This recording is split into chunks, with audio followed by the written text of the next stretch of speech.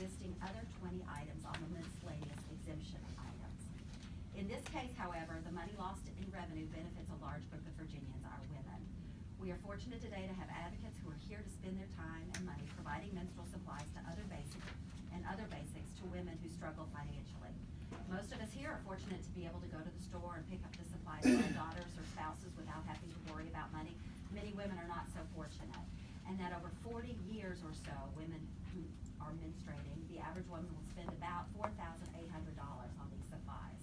This legislation and my accompanying HB 25, which would eliminate the sales tax give the sales tax holiday, would recognize the unfair tax burden imposed on a woman when they are taxed for products they need to leave home, school, and work. It is deemed by the FDA as a medical supply, and things like Head and Shoulders are not taxed because they are also deemed as medical supplies. Today's bill, and I appreciate you again for giving me the chance to air this in public, is an opportunity, could be a bipartisan effort to show respect and understanding that women have this issue. And I hope it is the pleasure of the subcommittee to report HB 24, or if the body is willing and not able to do that, to look at the opportunity for the sales tax holiday. Thank you so much. Okay. Is there anybody on the committee who has a question? And I may add that we did receive a speaker's letter on this morning. So if we report it, then we have to report to appropriations, since it is a $4 million price tag. I understand that. Okay. Anybody from the committee who would like to comment or ask any questions of the patron? I think since Friday happened, maybe we should hear some testimony. I may have a question after. I'm sorry. I think because of Friday, I think that she has some testimony. Let's hear that, and then I may have a question. Okay. So I have the Secretary of Finance here, Aubrey Lang, to speak to the bill. Oh, thank you, and I do appreciate again you, Madam Chairman, and members of the subcommittee for allowing this to be heard. The administration of Governor Northam strongly supports this provision. I think the delegate has pointed out what the policy considerations would be for your deliberation. From the budgetary impact, I'm just here to say that the Northam administration will be working with you to find that appropriation in the budget as we go through our reconciliation, understanding that it is a cost, but would be willing to work with you and make suggestions on how that can be offset during the process that's coming up through our budget negotiations. Thank you very much. Thank you. Anybody else like to testify to the bill or against the bill? Good morning, Latanya Jonah-Gregory, representing Can you come up, please? Oh, sorry. Again, good morning, Latanya Jonah-Gregory, representing Planned Parenthood Advocates of Virginia, and we support the bill for the reasons articulated by the patron. Thank you. Thank you. Anybody else? Come forward, please. State your name. Good morning, I'm Karina Anderson. I work with Sylvia Sisters. We're a local nonprofit that provides free menstrual supplies to schoolgirls in Richmond, Chesterfield County, and Henrico County, as well as the city of Petersburg. We support this bill for the reasons stated. Also, it's often mentioned that we charities get to claim a sales tax exemption, but I want to point out that much of our donations are in kind and anonymous, and in fact, our organization claims very little of any of those sales tax benefits afforded to charities. So we support this bill. The other thing I would like to say is women of all incomes spend their money on their families. So those who may save a few bucks, even the high-income women on this sales tax exemption, likely spend it on other consumer goods, which may or may not fall into some of the more taxable categories. Thank you so much. Thank you. Anybody else like to speak to the bill or in opposition of the bill? Please step forward, state your name. Please, go ahead. Okay. Madam Chairwoman, members of the committee, Jody Roth on behalf of Virginia Retail Federation, and we do have concerns with this measure. The cost and the burden it would cause our members with having to revamp their POS system in a short amount of time. We're not sure of the effective date on this legislation.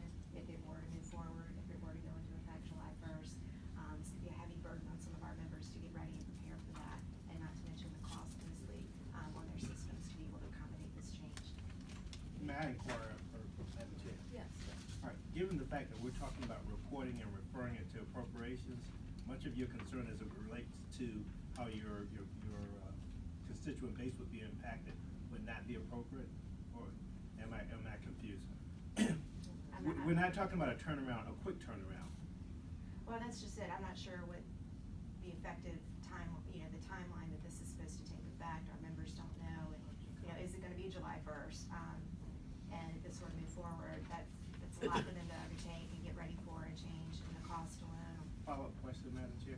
So what if we're talking about a delayed enactment where we're talking about next year? Does the same concerns still appear to be the case for your base or not? As far as the cost will always be there. So yes, sir. All right, thank you. Anybody else from the panel or from the audience like to speak to the bill or against bill? Step forward, please. Madam Chair, my name is Christopher Katrupi. I'm a law professor at the University of Richmond, and I research in the sales tax area. Economists at the University of Chicago and I studied New Jersey's experience with exempting these products in 2005. What was interesting, building on the previous testimony, was that not only did the products become cheaper, but for lower-income women, they actually experienced a double savings. So not only did they not have to pay the sales tax, the producers lowered their prices even further. And so the expected benefit, one of the reasons for the bill, is even kind of doubly compounded. The other thing I'd like the committee to consider, and I mentioned this last year at this committee hearing, is cross-border sales. Two of the states that are exempt right now, Maryland and DC, border Virginia. And we know that people don't just buy menstrual hygiene products, they buy other products when they go to the store. And so Virginia is in a position where there's a unique benefit for passing an exemption like this. I also finally want to just reiterate the symbolism of this bill. I think it's important for us as a Commonwealth to recognize through an exemption like this important area, and also the respect that we think that women should deserve. Thank you so much, Madam Chair. Yes, sir. We have a question for you. Sir. Oh, sorry, Madam Chair. Very quick, Madam Chair, I point of order. I know that the prior chairman had laid out some rules as far as the timelines. So trying to keep up with that, I've been trying to be respectful of holding off the questions so that we could hear testimony and then do that. I'm just I concerned that just wanted to we ask him won't- to repeat his name and organization because I didn't catch it. All right, I'm sorry. So my name is Christopher Katrupi. I'm a law professor at the University of Richmond. Thank you very much. Madam Chairman, Nicole Riley with the National Federation of Independent Business. A good piece of our membership is retail, so I reiterate a lot of the concerns that Jody Roth brought up. Particularly my members tend to be very small mom and pop, so there would be a cost to them to update any type of point of sale system that they have. And so that's our main concern. Thank you. Thank you. Hi, my name is Holly Siebel. I am the founder and executive director of RAWS, bringing resources to aid women's shelters. We've been working on this legislation for about 3 years with Delegate Keem, first year, Delegate Boysko last year, and now again with Delegate Boysko. I've seen many of you already in this committee because I was here testifying last year. I really hope that you consider it this year. This is really important to our clients, who mostly are women who are domestic violence victims, single moms trying to support themselves and their families, and many of which have jobs, but the price tag of these products are very high, and the percentage of tax on it adds an extra burden. I brought to you visuals so you would see the different costs of items for them to purchase in Virginia. This is from Hampton Roads, which is not in Northern Virginia where we're based, so you can see a variety of different purchases throughout our state to see how it affects women in Virginia all over. This is Head & Shoulders shampoo, 0% tax. Okay, this is a Snickers bar, it's 2.5% tax. This is an essential pad or tampon, 6% tax. So I think I would really appreciate if you can give consideration for this bill, because it would really make a huge difference in the lives of women and girls in Virginia all over. I have a question for tax. That diagram there, could I see that again? The receipts were purchased yesterday. Well, I think I got an email too, but it has essential item here. Isn't this actually a food tax, meals tax that we ended up in one of the major packages of getting rid of the food tax? Isn't that a part of that? It's not really called an essential item, right? Madam Chairman, yes, that's correct. It's food for home consumption is taxed at a lower rate. That's what. And then we have medical items. Madam Chair, can I continue asking those questions? It's considered a non-prescription drug. Non-prescription. So we have medical items that are, we have categories. So with our tax reform, from what I was reading, trying to get a better understanding. Thank you for that. So, Madam Chair, if I could just say, we've had this bill for a couple of years, and and we've said this to Delegate Keane, that, while we didn't necessarily debate that this might be a good, decision by the Commonwealth, that it should be part of a tax reform package that, you know, typically a governor or someone, that is in leadership takes and brings forth a whole package, because while it's being portrayed as discriminatory, it actually is discriminatory in itself because it's only for women. And there's a lot of other products that, I mean, baby formula, we're not discriminating against babies, and baby formula isn't exempt. There's a lot of things that maybe perhaps we need. I hate sales tax. I'm one of the first ones to vote against the sales tax. So the idea that we go back and rework something, but my understanding of the tax code, and that it's not gender specific. It talks about that the medical ones are for treatment or prevention of disease in human beings. I hated that time of my life too, but that also isn't considered a disease. You know, we might feel that way while we're going through it, but so when I looked through all the categories that are listed under disease, and some of them are questionable, but they are, you know, I asked a doctor, what about head and shoulders? Well, it's for seborrhea, psoriasis, those kind of things that treat a medical condition. And while I don't disagree that we couldn't look at other things, like I think my father's 92 now, incontinence, it's a terrible burden, you know, and he can't control that either. It is a necessity for him. So in the scheme of things, I think that we need to look at our tax system, and if the Commonwealth feels that tax decision, you know, is worthwhile for our citizens, and I'm all about lowering taxes, let's go ahead and do it. Get rid of half of this stuff off the tax roll, but then have that understanding that those other things too, we're gonna agree at the same time, we might not be able to fund other things that we want to, and that's a decision we'll make, but it should be done in a comprehensive manner. I see the Secretary of Finance here, and I think that's wonderful, but the governor has an opportunity to present a budget and also to have a regular process for a complete tax reform package. But I really think to go out and have women think that we're discriminating against them is not where I'm coming from, and I think that's disingenuous to get women to think that we designed this when we created this in 1990. I think what year was this? It was a long time ago. Exactly.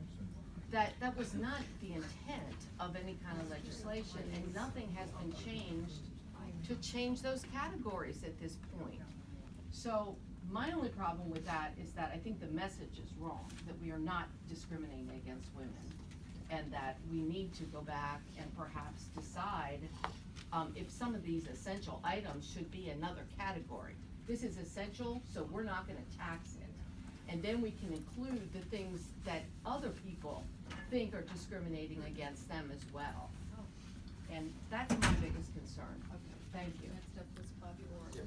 Yes, Madam Chairman, first, just as a clarifying statement to one of our presenters, as I read the information provided in the fiscal impact statement, it was alluded to that the District of Columbia does not charge this tax. In fact, they do. They have passed the legislation, but it has never been funded within their city budget. So they are still levying the tax, and according to fiscal impact, they have not included it in their 2018 proposed city budget. So it would go another year that it's been passed. Apparently DC and some of these other states do like the Senate down here wants to do so frequently, the infamous clause, where we're gonna pass this and think that you got this exemption, but until we put it in the budget, fooled you. We don't do things that way in Virginia because of the House, not the Senate. That's another matter. But anyway, that being said, Madam Chairman, I had two proposed amendments. The first on line 127 to strike that line, because just as a matter of practice, we do not attach a title, a label, caveat as it were, within enactment clauses of a bill. The patron can call it what they want, the media can call it what they want, but the General Assembly doesn't put a label on the measure. And so first I would move that we would strike line 127. Been moved and seconded to strike line 127. Is that a voice vote? All in favor? Say aye. Aye. Madam Chairman, Okay. I would then propose a second amendment, and it would be an enactment clause, that the provisions of this act would take effect January 1, 2019. One, to address some of the concerns from the retail community, but also it is not uncommon that when we impose tax changes, they attach to a calendar year rather than go in effect on a fiscal year. We sometimes do, but more often than not, I believe, we try and attach them to a calendar year process. And so my second amendment, Madam Chairman, would be that we put a delayed effective or an effective date of January 1, 2019. Second. It's been moved and seconded to change the enactment clause of July 2019. All in favor of that motion will say aye. Aye. Any opposed? Okay, so we have the new bill before us. We've stricken line 2, subdivision 2, 127, and we have an enactment clause. And even with the changes, it still has to go to appropriations because the price tag. Is anybody else who'd like to comment on the bill? Madam Chair. Madam Chair, thank you for your time, and I apologize for being late this morning. It's been crazy. I've been in the Capitol, 3 different subcommittees going on. First of all, let me thank the chairman, both the subcommittee and full committee chairman, for this opportunity to have this bill heard. It is what it is. Last week, we had the unfortunate circumstance where we had witnesses, especially some of my constituents in Northern Virginia, who drove down here with the kids. They weren't able to present for a number of reasons, but I don't want to talk about what happened last week. I want to talk about what we do now. To appreciate the fact that Mr. Chairman, Madam Chair, and others have given them this chance. Sorry I missed the conversation. I'm assuming it was very thorough and very educational, and I so appreciate all the folks who came here. I've worked on this issue now for a few years. Back in 2016 legislative session, I introduced this identical bill, and I believe that was the first time that we addressed this issue. And I remember Delegate Byron was chairing the committee, and at that time it was still a new concept. Some other states might have been thinking about it, but in Virginia we hadn't talked about it. And I made it absolutely clear at that time that this was not for me. It wasn't political. It wasn't anything other than just purely addressing a concern that I've heard in my community. And I wanted to make sure our tax code does not discriminate based on gender or anything else. And that was my intent then. And I've since then, Delegate Boysko and many others have been working on this, and I've been supporting them. I still believe, as I first did, that this is a matter of just pure non-discrimination in our codes. And to the extent that we can send a message that our code, our laws do not discriminate based on gender, race, or anything else, this is consistent with that. And so from that perspective, I support this, and if it's appropriate, Mr. Madam Chair, I'd be happy to make a motion. Any other questions or comments before we Delegate Hughes? Madam Chairman, I just appreciate this being brought forward. I would just say, as we go forward these things, we can always have civil and courteous discussions. And I just hope that everybody, I know a lot of people are passionate on these issues. I hope that when they come to speak to our offices, they keep that in mind and make sure that the language and the demeanor stays civil, because we can have the civil discussions and agree and occasionally disagree. But with that, I'll make the motion to refer, report refer. Second. Madam Chair, may I speak to Bill for a second? Or would you like to speak to the bill? But there was, I heard a second. Second, I second. There was a second, yes. Okay, so there's a motion before us to report and refer to appropriations, and it's been probably As seconded. amended. As amended, with the amendments. All in favor of that, please Do you want to indicate. discuss that motion? Oh, you want to discuss the motion with, I just want to thank all the people who came again to hear this bill, and I hope that you will stick with us while we follow this process. It'll be a while we discuss this on many levels, but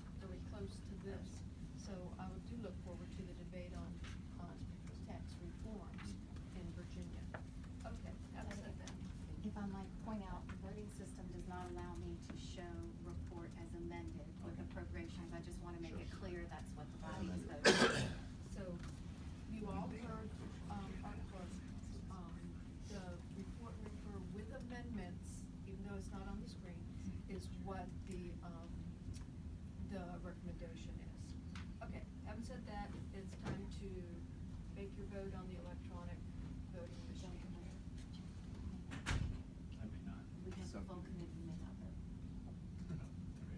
I can take you off. Thank you. The motion carries 6 to 1. You wanna vote, right? Okay, you wanna vote? I am pushing the button repeatedly. How would you like to vote Yes. on it? I'm never Oh, get along you with. didn't see that. Put that in our trademark. Vote early, vote often. Thank you very much for giving us the opportunity